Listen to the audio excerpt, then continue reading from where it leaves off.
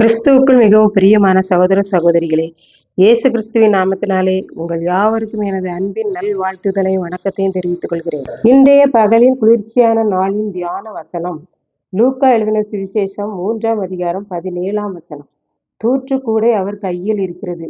அவர் தமது களத்தை நன்றாய் விளக்கி கோதுமையை தமது களஞ்சியத்தில் சேர்ப்பார், பதரையோ அவியாத அக்கினியால் சுட்டெரிப்பார் என்றார். இந்த வசனம் யோவான் மக்களுக்கு புத்திமதியாய் கூறின பிரசங்கமாகும். தூற்றுக்கூடை என்பது என்ன என்று பார்த்தால், தூசி நிறைந்த தானியம்.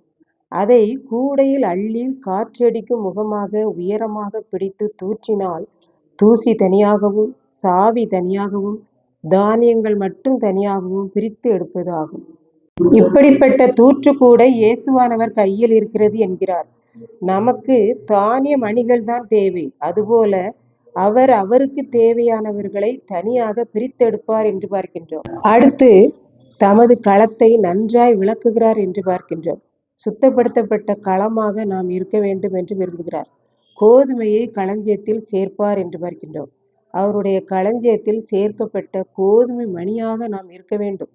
அதுதான் அவருக்கு பிரியம் பிரயோஜனமும் கூட என்று பார்க்கின்றோம்.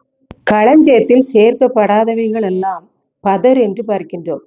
பதர் என்பது தூசியும் சாவியும் ஆகும். சாவி என்பது பொக்கு விதையாகும். இவைகளை எல்லாம் நாம் சுட்டரிப்பது போல ஆண்டவரும் தேவையற்றவைகளை நரக அக்கினியிலே சுட்டரிப்பார் என்று பார்க்கின்றோம். இன்றைக்கு நாம் இயேசுவின் கைகளில் உள்ள தூற்றுக்கூடைக்குள் இருக்கிறோம். நாம் பதராக தூசியாக களத்திற்கு அப்புறமாக சென்று விடுவோமா, இல்லை கோதுமை மணியாக களத்திற்குள் இருப்போமா என்பதை நாம் சிந்தித்து பார்ப்போம். ஏனென்றால் அவர் பரலோக ராஜ்யமாகிய களத்தை கல் மண் தூசி இல்லாமல் துடைத்து பரிசுத்தமாக வைத்துள்ளார். ஆகவே பரலோகமாகிய களத்தில் நல்ல கோதுமை மணிகளாக நாம் செல்ல வேண்டும் என்பதே அவருக்கு பிரியம். இதை கேட்டுக்கொண்டிருக்கும் எனக்கன்பானவர்களே, தூற்றுக்கூடையால் பிரித்தெடுக்கப்பட்ட கோதுமை அல்லது நெல் மணிகளாக நாம் இருக்க வேண்டும் என்பதை இன்று கற்றுக்கொள்கிறோம். நம்முடைய இதயம் ஆண்டவரால் விளக்கப்பட்ட களமாக இருக்க வேண்டும் என்றும் கற்றுக்கொள்கிறோம். ஆகவே நாம் பிரித்தெடுக்கப்பட்ட கோதுமை மணிகளாகவும் நம்முடைய இருதயம் இயேசுவால் விளக்கப்பட்ட களமாகவும் விளங்க வேண்டும் என்பதையும் அறிந்த நாம் அவரிடத்தில் கேட்போம். அவர் நம்மை கோதுமை மணிகளாக விளக்கப்பட்ட சுத்திகரிக்கப்பட்ட களமாக நம்மை எடுத்து பயன்படுத்துவார் என்பதில் சந்தேகமில்லை. கர்த்தர் தாமே இந்த வார்த்தைகளை ஆசீர்வதிப்பாராக. ஆமென். ஜெபம். அன்பின் ஆண்டவரே, இந்த அருமையான நல்ல நேரத்திற்காக நன்றி செலுத்துகிறேன்.